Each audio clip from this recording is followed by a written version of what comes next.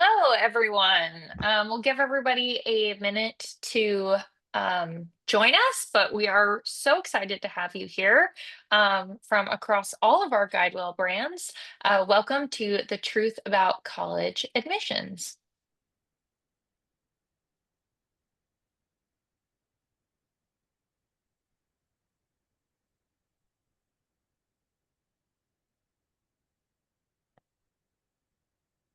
Okay. I am Carly Nuzzo.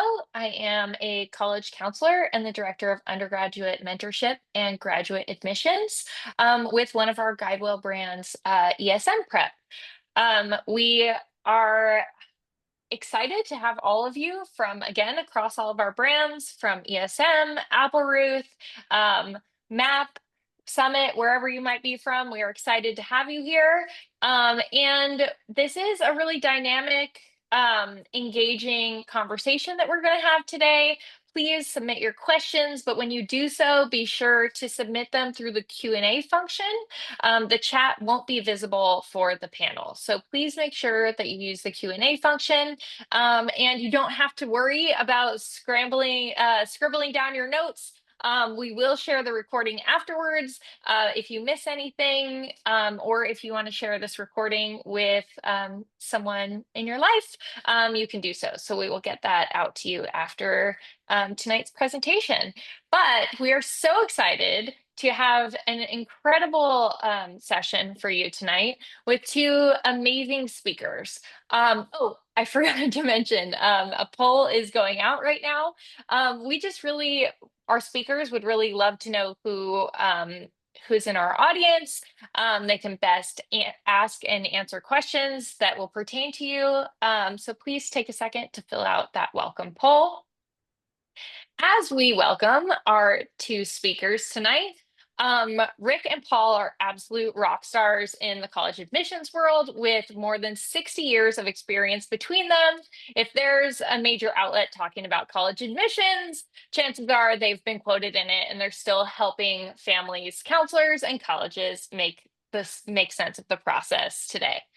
Our first speaker, Paul Kanarek, is the moderator. He's a globally recognized expert in college admissions and high stakes testing. He founded the Princeton Review in California in 1983 and later went on to lead Collegewise as CEO starting in 2015. Over the years, he's been quoted in major media outlets, appeared on TV, and spoken to audiences around the world about US college admissions. Paul is widely regarded as a go-to voice on testing and admissions, and he's known for his energetic and insightful style and for genuinely loving the chance to help families feel more confident and find colleges where students really thrive.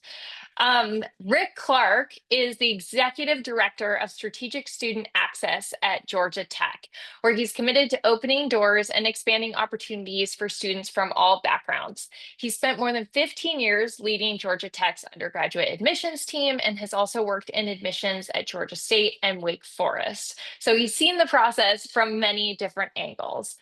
Rick is a co-author of The Truth About College Admission, a family guide in getting and staying together, along with the companion workbook and podcast by the same name, and also serves as several advisory and governing boards for higher education at state, regional, and national levels. Most importantly, Rick is known for making the admissions process feel less stressful and more real, shifting the focus from prestige to fit, potential, and possibility, and helping families feel more grounded and hopeful along the way. I am going to pass it off to our amazing speakers, and please don't forget to use the Q&A function. Well, Rick, we're going to have to live up to those sterling words. Absolutely. As an aside, gang, for those of us who sort of operate in the admissions space, GuideWell and all the others, Rick is our true north, and he has been for several years. And, if we're having a bad day, we'll just pull up a blog post of Rick's that just makes us feel good in the work that we do. And sort of like, I know I'm screaming into the void. I can see you, Rick. Rick, the number of times you have centered me during my worst moments is legion. I'm incredibly grateful to that work.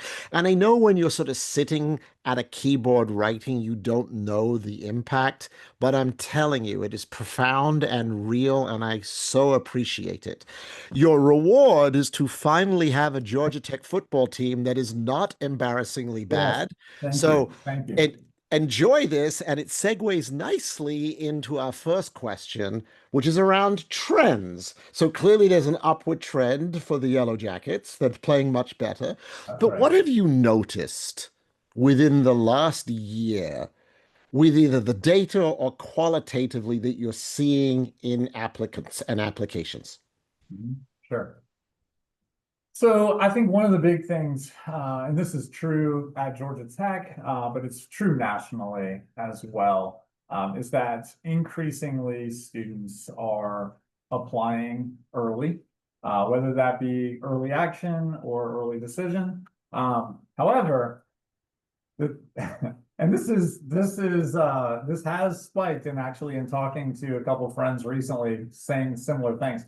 We actually keep track of students in raw number, not on individual level, that are literally applying on the day before or the day of the application deadline. And so when you say the word spike, that's exactly what comes to mind, is how, you'll be on just like a steady little trend, and then, man, you're thinking you're way behind on applications and where are they? And all of a sudden on that last day or day of, just up and through the roof. So I think I need to look at it again, but last year we had several different deadlines. And if you look at the deadline itself or the day before the deadline, I think it was like 60% of the students applied on those, singular days. So, That's hey, insane. it's it's significant. There's nothing wrong with that. Obviously, that's not something that gets factored in by any means to the admission review process, but I do think it speaks to what we're talking about tonight, which is sort of this idea of a little bit of anxiety and concern, and students they're done with it. They're just holding on to it and feeling nervous. I mean, I've even talked to some students really in the last week or two before some of these deadlines who are expressing that kind of visceral, relief almost when they submit it, but like real anxiety and hitting the button. And that is super interesting to me. I feel like that has been exacerbated, maybe not in the last year, but certainly in the last couple of years. That's actually a really good point, Rick. And we talk about this sort of within the profession. Um, there's a psychological thing that when a 3-year-old is being potty trained, they don't flush the toilet. And what they've realized is the kid doesn't flush the toilet because whatever's in there they made, and they don't want it to go to a place that they cannot see. And so students have such little control, Rick, over their destiny. The moment they hit send on the Common App, it Yeah, disappears into the void and they have lost all control. And so we do see this a lot within the yeah. student community of waiting to the last second to send. Mhm. And you're right. I think that whilst it has nothing to do with admissions, Yeah, it does put a psychological toll on kids. I think it's a it very good does. point. Yeah, no, I agree with that. And I honestly, that's a lot of why we wrote the book, why I have tried to be consistent in writing that blog. And, we do the podcast, which is talking to people around the country, because I think the more we can, bring some humanity and pull back the veil of what's happening once you do hit submit. I mean, I get that. That makes total sense to me. That when a student hits submit, they've worked on this, they feel like they have put so much into it. And frankly, in a lot of ways, they feel like they're going to be judged. So outside of even just losing control, there's a feeling, a true and legitimate feeling of, I'm going to now be judged. But I think if we can roll it back and show, hey, look, on the other side of this, these are just people. And here's what's happening. To the best of our ability, we want to help you understand that. No, we cannot fully take away that stress they may feel, but we can certainly give some reality and some hopefully levity at times of what's going to be happening. And Rick, just to be clear, I want to reinforce that the fact that an application arrives on November 1st does not make it better or worse that one arrived on October 15th. So you're just collecting them, and then they'll sort of be read en masse. They're not being read as they come in. Generally, no. I mean, certainly not speaking for every school around the country, but the truth is that most schools, especially these schools with the early action or early decision, I mean, those staffs are on the road recruiting and working to, host students. And so really, in truth, I mean, even if applications have been coming in, sure, some of that might be reviewed, but no decisions are being made. And the vast majority are going to come in once the staff is back to read them anyway. Makes Yeah. perfect sense. Yeah. Now, you spoke eloquently as usual to the humanistic principle of admissions, and you want to be kind and you want to reduce stress. So all of which I believe you believe, right? Mhm. Yeah. And yet we've seen this resurgence in standardized testing, which is the direct opposite of everything we just talked about. Right. Can you give some insight for our audience as to why standardized testing, and by that I mean the SAT and the ACT, is coming back with such a vengeance at a certain level of institution? So, I mean, I have a couple thoughts on that. One is that in some places there is legitimate political pressure, and that doesn't necessarily mean like legislative, although in some way, in some places that's true. If it's a public system or a public institution, there may be governmental oversight and legislative pressure that brings that about. That is true.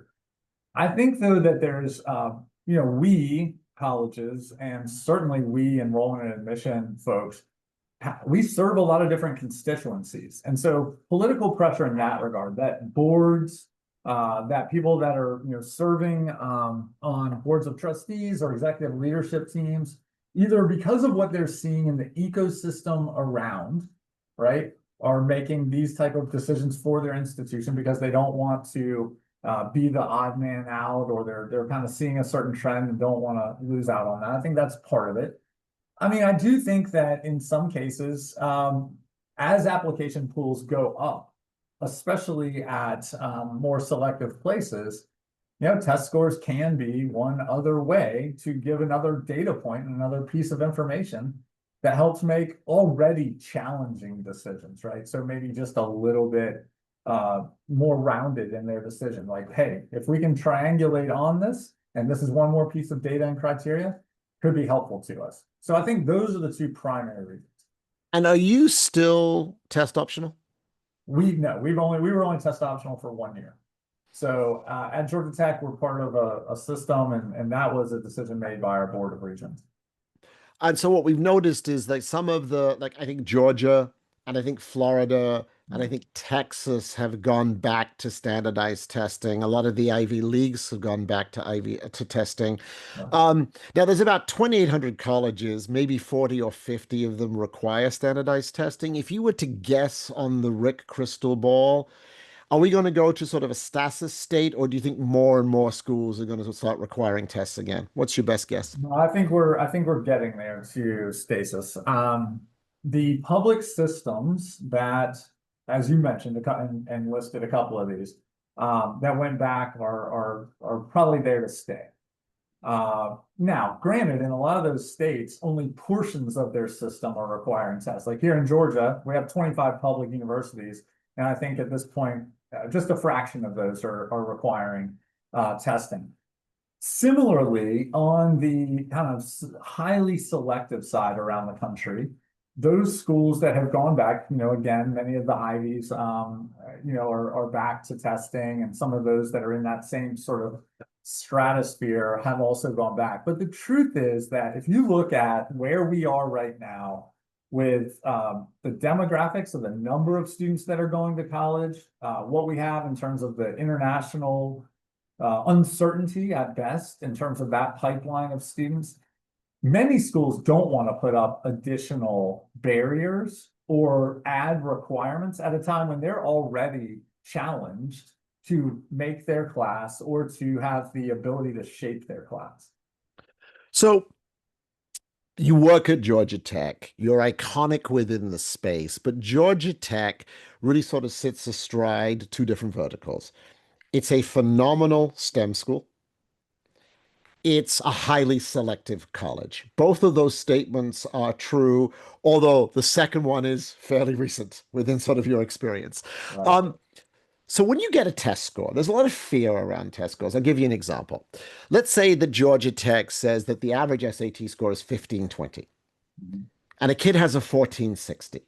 Mhm. And she goes, "Oh my goodness, I can't submit this. I need to take the test again." Or a kid with a 1520 says, "If I have a 1520, clearly 1570 would be better and I'd be more alluring as a candidate." Yeah. So I would like you to either disabuse people of this notion or affirm that it's correct. Have at it. Yeah. I would like to disabuse people of that notion. At least speaking for Georgia Tech. And, I do think this is largely true around the country. I mean, you're an expert in this area, and the people that design and build the tests will say the same thing. When you are looking at ranges like that, small ranges, I mean, you were talking about margin of error and zero predictive value of that test score to how the student is actually going to retain or perform on that college campus. In other words, take your examples of, I think you said maybe a 1550 and a 1570, or any other 20-point band or 50-point band that you can name, 1430 to 1480. We know, as professionals doing admission and enrollment, that score, first of all, I mean, at those points, you're talking about the top 3-4% of global test takers anyway. In the 1500s, you're up to like the top 2% of global test takers. But that is not going to have any significant or correlative value when it comes to what our job really is. And that is ensuring that we're enrolling students who will do well and stay and ultimately graduate. So I would say for sure disabuse of that notion. Thank you. I tried to leave it open-ended because I have such a firm position on this. I think that the best way to view test scores at highly selective colleges, it's a light switch. It's a binary thing. Mhm. If your score is good enough, they don't care anymore. Like, Yeah. okay, you're good at standardized tests. What else do you have? If your score is not good enough, you've got a sort of slightly more of an uphill climb. Here is a really interesting question. There's growing conflict around early decision. Part of that conflict is the perception that might be true that it favors the wealthy. Sure. Part of that conflict is that there is a lawsuit coming up that sort of says early decision should be sort of stricken from the lexicon. Do you expect early decision to disappear, or do you truly do not know? I truly do not know. I would hesitate to put, a wager down on what's going to happen there. I really would, because you're right that there is conversation around this, possible lawsuits happening, and there will be pressure applied. However, I've also seen time and time again that there ends up sometimes when it does lean, as you said, toward resourced students or families, that what you think might actually happen, or what seems to be the tea leaves that you're reading in a certain direction, don't actually go that way. So I would say right now, too hard to tell for sure. Okay. One of the things is a sidebar, gang. And I see questions popping in and I'm trying to weave them in as we go. And some of them are too broad for us to sort of handle. Um, I promise what you should be getting a sense of is that Rick will answer any question and he'll answer it openly and honestly and directly. Here's what I cannot promise you. I cannot promise you that you'll like the answer. I mean, that is the nature of truthful responses. They are his truth based upon his, decades of experience. And that's what we're going to try and do here. We didn't want this to sort of be the normal pablum. We're trying to get to pieces that are harder. Now, when we spoke about early decision, and you also spoke about standardized testing, Rick, you brought up politics a couple of times. And I do not want to go down a political rabbit hole because it doesn't sort of matter what our individual politics are or are not. Sure. But the political ecosystem and kids who are interested in scientific research as undergrads. What advice would you give a parent in this climate who is interested in scientific research for their kids when so much federal funding funds said research? And you can duck it if you want. I don't think you will, but have at it. So it's a great question. That is true, that there's uncertainty right now and fragility right now as it relates to federal funding for scientific research. That said, the truth is, though, at these places, for undergrads in particular, that's really what we're talking about. We're not talking about master's or PhD students. We're talking about undergrads. The opportunities that these students are still going to have at places that lean into research are world-class facilities with world-class professors, right? That is not going to be an imminent change or shift, regardless of exactly what is happening in the ecosystem around federal funding. They are looking right now for lots of different opportunities. I mean, the truth is that there could be some real opportunity and value in not being so reliant on federal funds for some of the research that matters the most. And that's where, at least here at Georgia Tech, some of the conversations are going on. And that is, where else might we seek private-public partnerships? Where else might we be able to continue the good work that's happening, the important research that's occurring? So if I am a parent, I have a junior and a freshman. So, this isn't hypothetical to me. I would not hesitate at all to send my now junior son to a STEM heavy or research, 1A university, because of anything that's happening in that kind of outside landscape.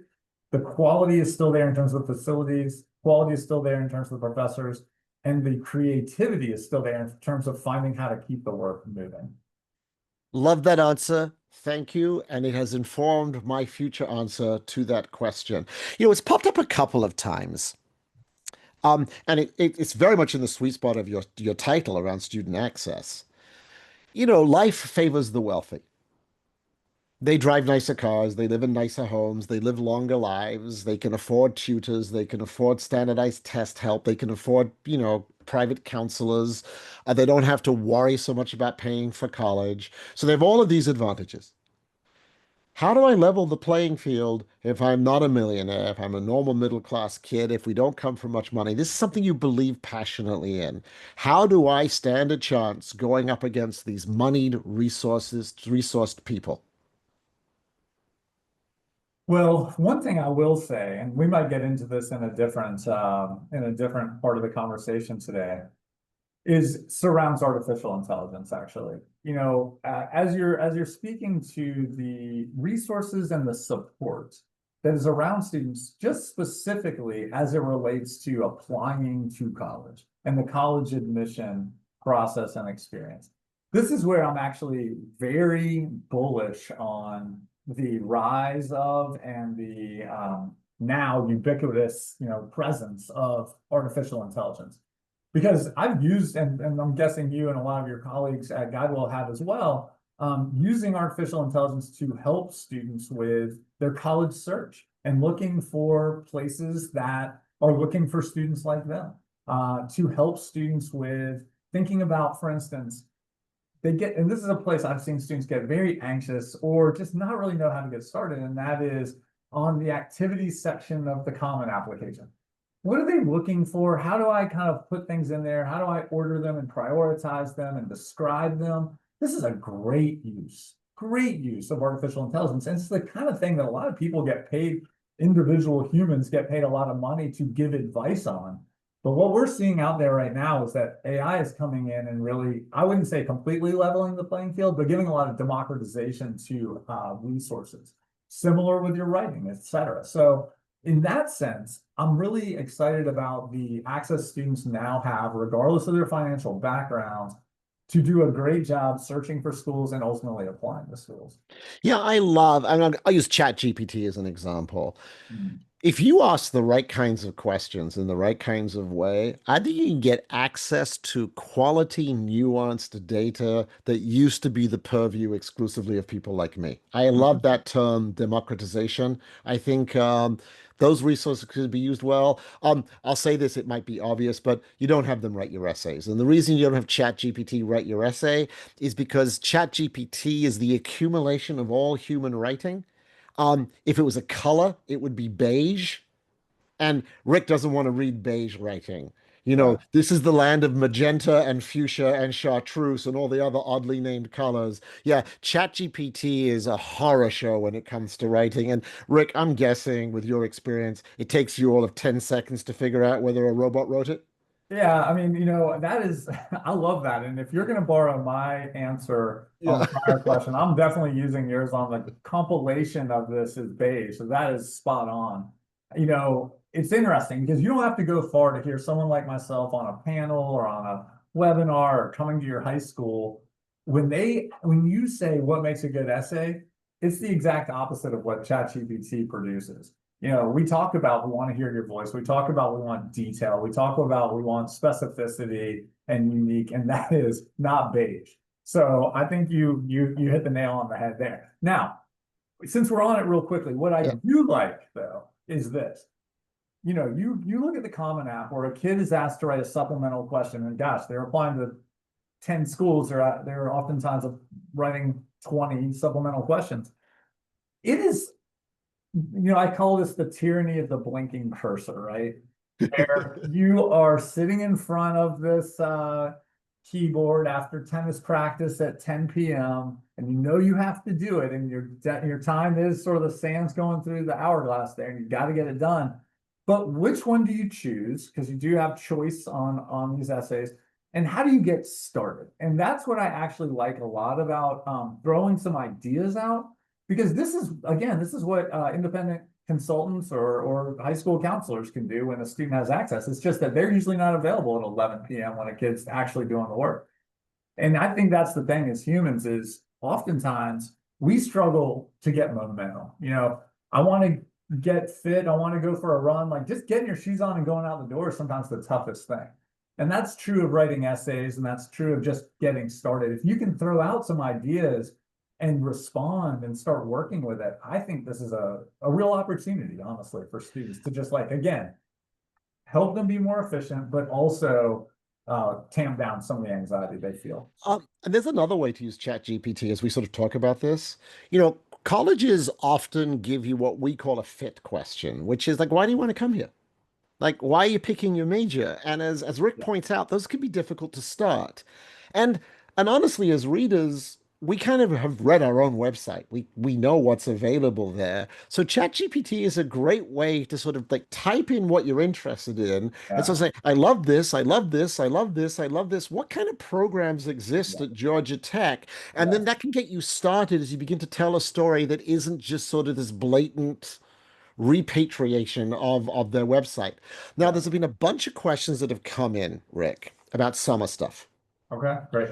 One flavor is, gosh, if I go to Georgia Tech for a summer program, take out Georgia Tech, put in Harvard, take out Yeah, Harvard, put sure. in UCLA, does Yes. it somehow advantage me in the admissions process? That is part A. Okay. And part B, there's this rise of pay-to-play programs, particularly around research Yeah. like a Lumiere or a Polygence.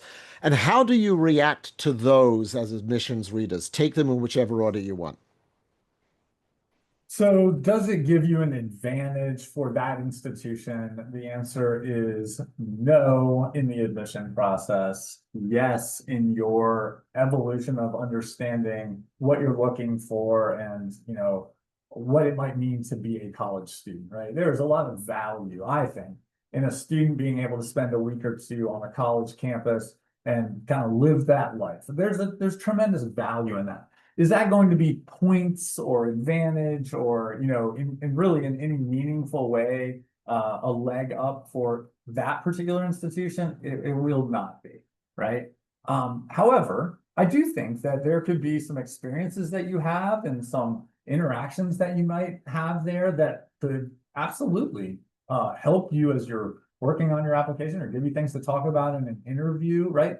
So in that sense, value, but not any correlative way to better admission chances because of that program and your participation in it. Largely, again, as you said, because these are pay to play. I mean, at least what we're talking about, right? Yeah. And so, we are extremely well aware of that fact. Now, there are some that are selective, but the kind of student that is selected in and it's not pay to play was already going to be competitive for admission regardless, because if you're getting into some extremely selective summer program, there's a reason for that, and that would have made you equally competitive as a college applicant. Yeah, and just to go completely sideways on this, gang, you should understand if your summer activity is working at Taco Bell, and you can tell us how it changed you, what you did with the money, and why you're there, that is as compelling as working on some neutron research at a company that you paid. It's because it's part of your own unique story. There's no pecking order of judgment. What we're sort of trying to do is get a picture of who you are as a human, your backstory, where you come from, and why you would do really well in the institution we call our home. That's why so many of the readers are people who went to the university themselves and loved it so much. They spent Yeah. 2 more years sort of bringing in the next class of roommates. Rick, what do you want to throw in there? I was just gonna say, I agree. In our book, we talk about these three I's. So involvement, impact, and influence. And when you think about like what is it that a college is valuing outside the classroom, that's really the idea. We want to see that you have been involved. Now, that could very well be in research, it could be in community service, it could be in leadership in the school or sports or who knows what, but that involvement. And then also being able to articulate and show that it's not just you've been there, you're photobombing the yearbook, your name's on a bunch of stuff, but you're legitimately like, that place is better because you were there. And I really do think you can sum up what admission readers are looking for in the rubric of their evaluation by saying this: will this student be missed, right? When they're gone, that's the kid that does the lighting for the drama club. And that sponsor is dreading the day that kid graduates, right? Because they are phenomenal. They have had a huge impact on that whole thing. Now, they never went out on the stage. Nobody probably knows their name, but they have had an impact on that particular leadership opportunity, right? And I think that is the thing to know. I talked to a girl recently at a coffee shop that I go to. She is the one family member. I'm sorry, she is the one employee who's a non-family member that they let open the store. This is a high school senior. And so to your point, her ability, I told her, this is gold. You need to make sure that when you apply to colleges, they know that. Because I would just as soon hear from a girl who's trusted by a family business to open the shop and be there alone as I would a kid who paid to go to some research opportunity. Yeah, I actually really like the way you phrase that. Will they miss you when you are gone? It's hard to be missed when you do 26 things. Yeah. So, there's this myth that was not a myth when you went to college in my era, back when pterodactyls, happily roamed the globe. Back in my era, the myth was that of the well-rounded student. Yeah. Right? That's not as true today. It's what Rick said, which is that you want to be someone who had an impact. You want to be someone who had influence. And if that's 2 or 3 things done well, that is perfectly fine. Now, you called out to this earlier. AI this, AI that, AI t'other. Clearly, AI has utility within the college admissions landscape from your side of the fence. I'll Right. give an example. It's obvious that AI can compute GPAs more rapidly than humans can, so why not let them do that? How do you use AI at Georgia Tech, Part A? And where do you see AI coming into admissions regularly over the next 3 years? Yeah. So you're right. What we're working on here and what most of my colleagues at similar institutions are talking about is, thank goodness, we are finally at a point where this perfunctory just soul-sucking, rudimentary work can be done by machines, which frankly do it better anyway. To your point, calculating GPAs. Here's something we do at Georgia Tech that needs to never, ever be done by a human in the future. And that is going into a transcript and looking for the student's highest math that they took. Then going over to a drop-down menu and selecting, BC Calculus or AP Statistics or whatever. We are now working on essentially reading transcripts and mapping that over so humans don't do it. So that is what predominantly schools are working on or already have implemented. What I think is coming and what is coming is two things. One, when you look at essays and recommendation letters, we use rubrics, right? So colleges create rubrics that evaluate these things. We have years of data, years of pre-read by humans information, and Virginia Tech is a great example of a school that's already implemented this. Going ahead and training the model to do a first read or a pre-read, because a lot of these schools, Georgia Tech being one of them, will hire 50, 60. Schools like UCLA will hire 120 seasonal readers to do a first read of an essay. If you can train your model so that it highlights certain things or brings in certain notes or does that first read for you, you can reallocate. You're still going to have a human look at it as a second reader. You're still going to go to committee and do all that, but you can get there a lot faster. That's one thing. The other thing that I would just say is I believe that what AI is going to do is it's going to really pester the minds of more and more admission directors and deans to say, yes, there's times where we absolutely can tell this was written by AI. No, we cannot always do that. And I think that's going to drive people so crazy that they're eventually going to say, we have got to implement other mediums of expression. And that's going to open the door for more videos, for more voice, recordings, for different, again, opportunities for students to demonstrate the things we always say we want to know. Personality, voice, what makes you unique, details. The truth is these are digital natives who carry phones around in their pocket and can probably do it better in different mediums than a conventional essay. And frankly, right now, college admission folks are not reading to grade writing. That's not what we do. And if we really care about a student's ability to write, they can upload previously written essays, and we can use any kind of AI tool we want for that. Something just came up that I think is interesting because on the surface, Yeah, it seems simple, but my instinct says it is not. mm-hmm. When you have a school like Tech, what's more important? Having the IB full diploma or the loftiest math class taken? Like I did multivariate calculus as a junior, but I'm also IB full diploma. I don't know the answer to this one, so I'm fascinated to see what you come up with. Yeah, well, when it gets to sticky, tricky questions like this, of course, admission people can always answer, it depends, and then just walk away. Yeah. I will lean on it depends for this reason.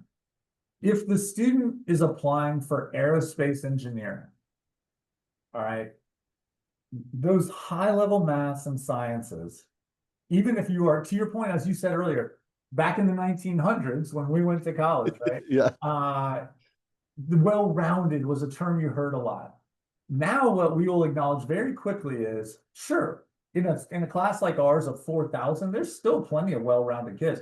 We also have some incredibly pointy kids too, right? Who are all in on just a very singular piece of what they do. And in those kind of cases, a kid that's going to be building our planes, that's going to be building autonomous vehicles here in the next couple of years, I am good with high-level math, high-level science, and not the full IB diploma. Conversely, today, we just opened the Jimmy and Rosalind Carter School of Public Policy at Georgia Tech. A full IB diploma for a student like that sounds pretty darn good to me. So I do think that it depends, A, with the college, and B, with the major within the college to answer that question. Thank you. And in general, I'm scanning the Q&A box, which is just pouring in, which is quite the compliment to you, Rick. Stuff that is sort of says, is it better to do X or Y? Yeah. The answer is always some combination of it depends. It depends upon the student. It depends upon the environment in which they are coming from. They're almost impossible questions for us to answer. So when someone says, is it better to be AP or IB? It depends. Is it better to do SAT or ACT? It depends.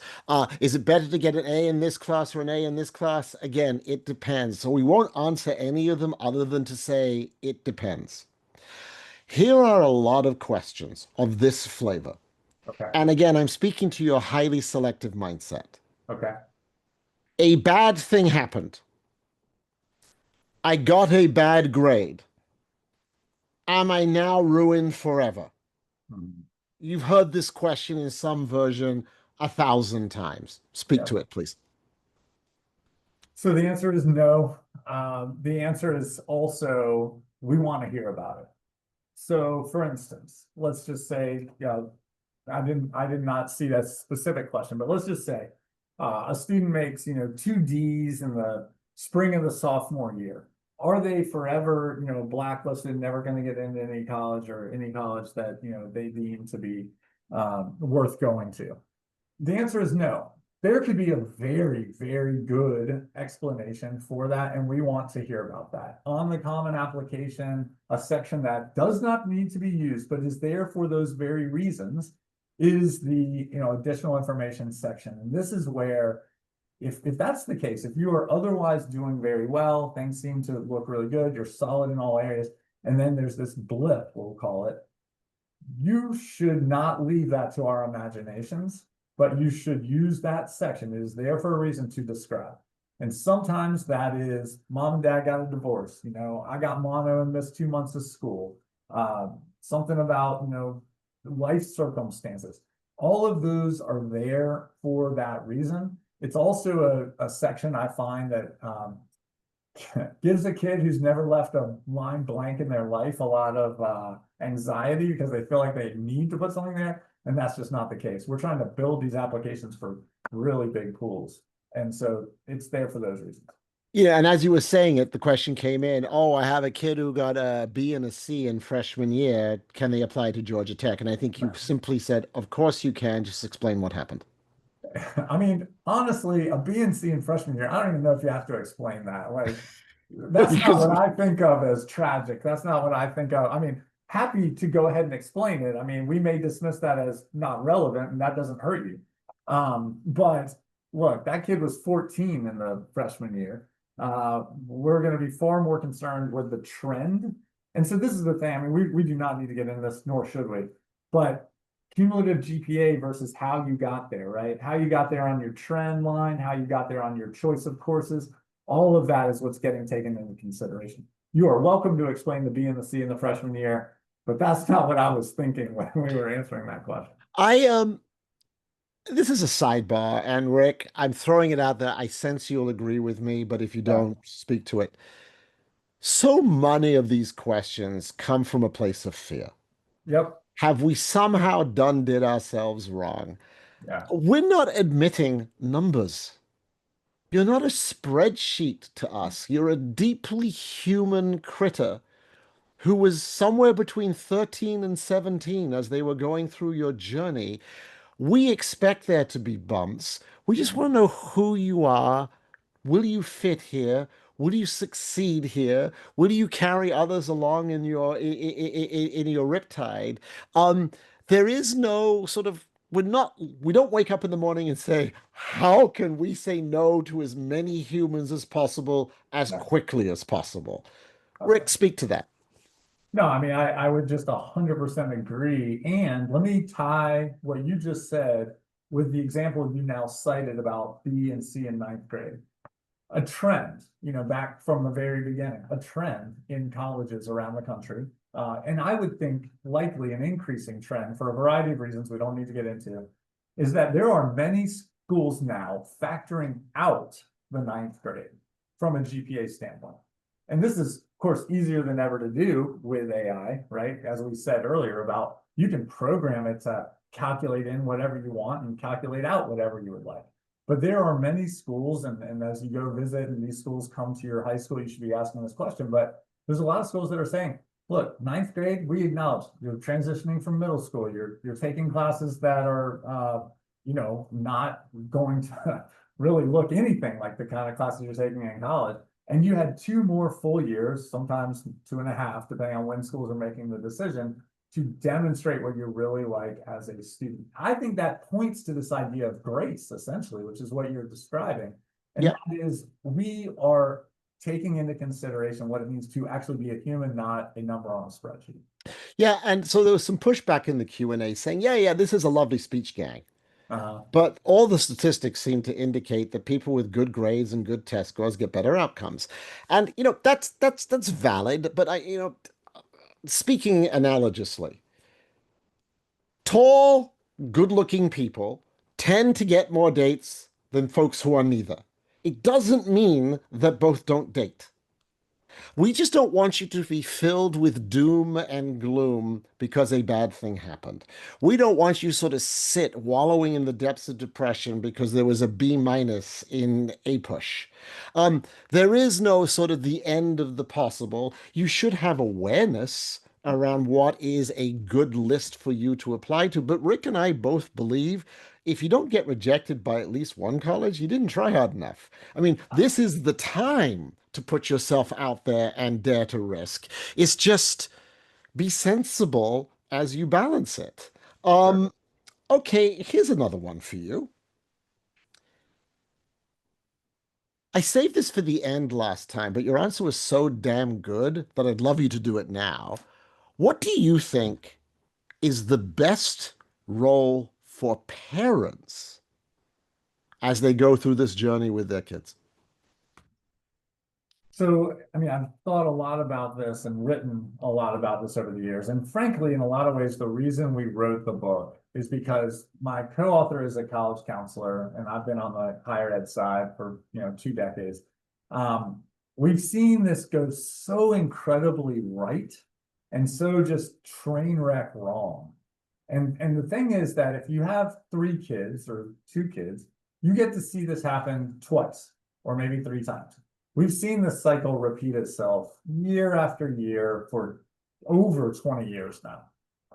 And so there are patterns. And one of the things I would say is that what I see for parents is, look, most parents listening tonight, most parents that will listen to this, down the road, did, as we said earlier, go to college back in the 1900s. They might have typed their essay. They might not have submitted it online. They did things in a very different way. There's a lot of stuff about the college admission process that's fundamentally shifted and changed in the last 7 years, let alone in the last 17 or 27 years. And so they don't have all the answers when it comes to the college admission process. What they do have and what is invaluable is perspective. And it's a little bit of what you just said earlier. This is the role I think parents play, is being a coach and offering perspective. And as you said earlier, like, what is life often filled with? Reroutes, speed bumps, and unpredictable situations.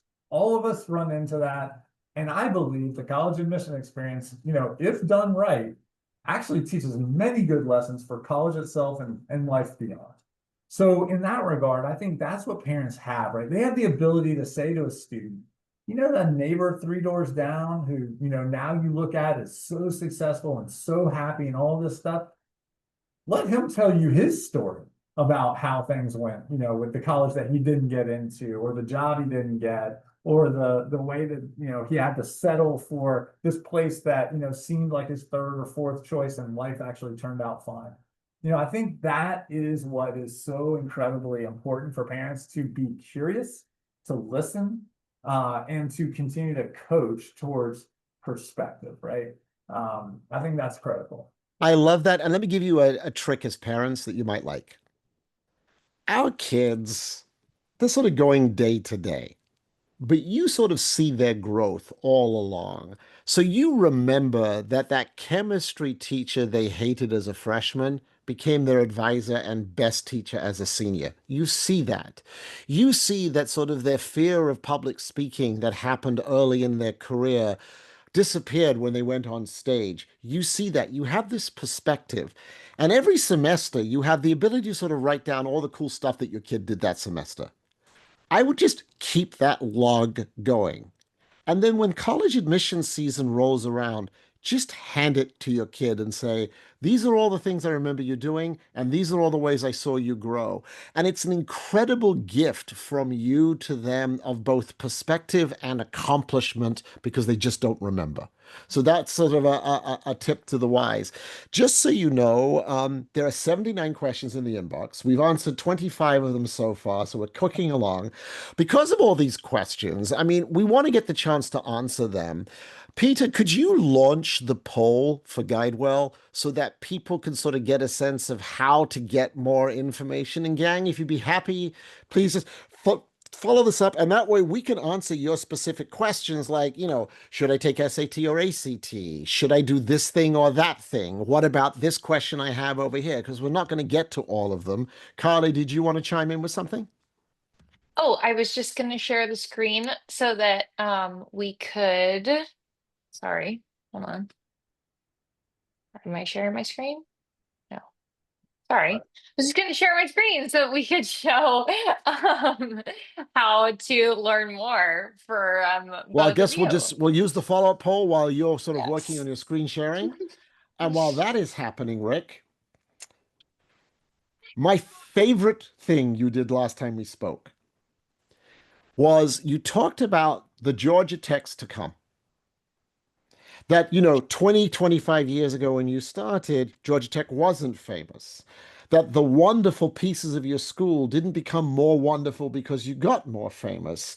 And I remember you sort of said, if you want to find me 20 years ago today, go look at Virginia Tech because everything I was, they are. And, I have such regard for them. What are some other gems in the Rick file? Well, one of the things I will say, it goes back a little bit to parents. And this is, my kind of sky banner message that I would just love to leave parents with, especially now that I have a junior in high school.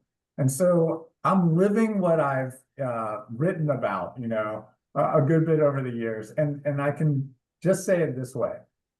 Parents of high school students should talk to fewer parents of other high school students about college admission and more parents of current college students or recent college grads. Because, and we were at a party, my wife and I were at a party the other day of junior parents, and it's like they know just enough to make it sound like it's right, but it's just so not right and so not helpful or healthy, right? And this seems to happen no matter what city you live in or what high school your kids go to, where all of a sudden that little thread then gets taken and exaggerated, and all of a sudden, no kid from our high school has been admitted to that school in the last 5 or 10 years. And did you hear that the school down the street got all their kids in and it's easier there anyway, and they don't grade inflate and all this stuff. So I think though, if you talk to parents of current college students, what you hear them say is what we were talking about earlier, and that is, man, he wasn't even looking at that place when he was a junior and got super excited about it and, got in, and it's just been amazing. Or, she didn't get into her dream school or her top choice, ended up going to this other place, and man, she's a tour guide now. She just loves it, and she's dating a guy that we like, and she has an internship lined up, and life is good. I just think let high school parents talk to other high school parents about like the most recent football game or a play that's coming up or some other party down the road, and not college admission. That would be one of my biggest pieces of advice.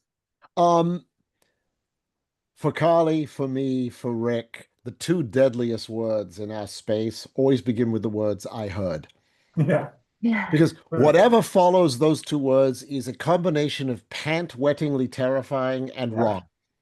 Right? So if you sort of find yourself in that mode, run for the exits. Carly, were you able to conquer your technological challenges, or should we just keep marching along? If you can't see the screen, then We, clearly I did not. all right, verbalize it. What can people do to learn more about GuideWell? Yes. So to learn more about GuideWell, please fill out the poll, especially if we did not get to your question. If you want to learn more, we have these incredible speakers tonight who spoke to you frankly and shared their expertise. And we would love to individualize that for you. So our GuideWell team will reach out to you.